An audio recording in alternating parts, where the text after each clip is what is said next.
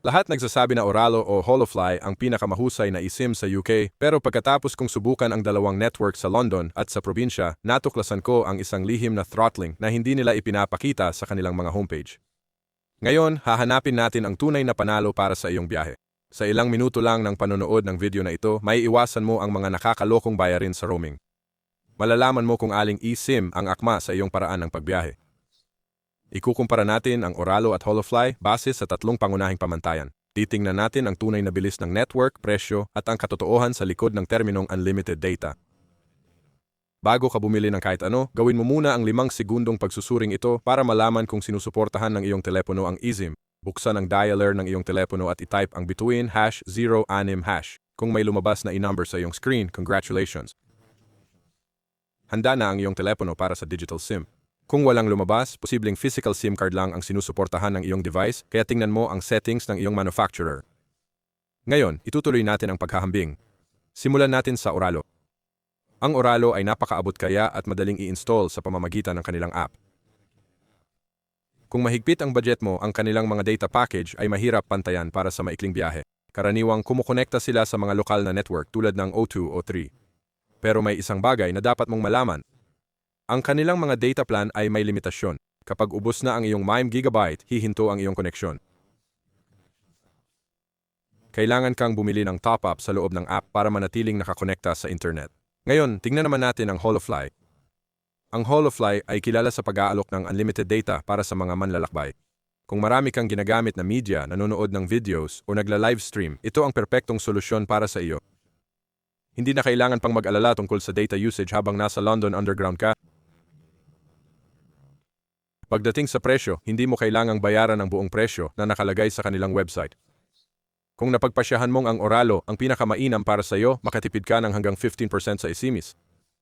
Gamitin ang code checklist para makakuha ng 10% diskwento para sa lahat ng gumagamit. Gamitin ang code checklist new para makakuha ng 15% diskwento para sa mga bagong gumagamit lamang. Kung mas gusto mo ang unlimited data mula sa Holofly, gamitin ang discount code DECECLIST. Ito ay nagbibigay ng 5% diskwento sa anumang Holofly Travel eSIM. Maaari ka ring makakuha ng 10% diskwento sa mga plano ng Holofly para sa unang 12 buwan. Para gawing madali, i-click na lang ang mga link na inilagay ko sa unang linya ng description sa ibaba. Ang mga coupon code ay automatikong ia-apply sa checkout, kaya hindi mo na kailangang i-type ito ng mano-mano. Ngayon, kailangan nating pag-usapan ang isang mahalagang pagbubukod na dapat mong malaman bago gumawa ng panghuling pagpili. Nag-a-advertise ang Holofly ng unlimited data pero ipinapatupad ng mga lokal na carrier sa UK ang Fair Usage Policy. Kung gumamit ka ng napakaraming data sa ilang araw, maaaring bawasan ng lokal na network ang iyong bilis. Maaari kang mahulog mula sa mataas na bilis patungo sa mas mabagal na bilis hanggang sa susunod na araw.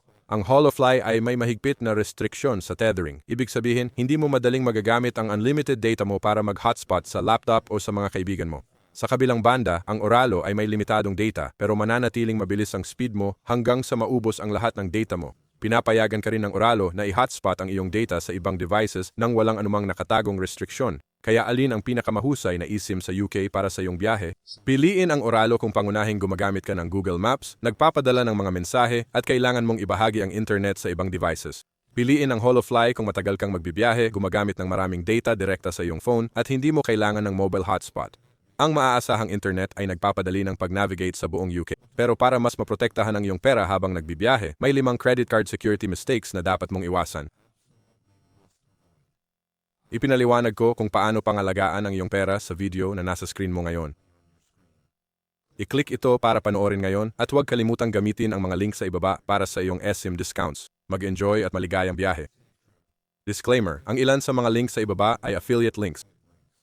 Kung gagamitin mo ang aking link para bumili, makakatulong ito sa channel nang walang dagdag na gastos sa iyo.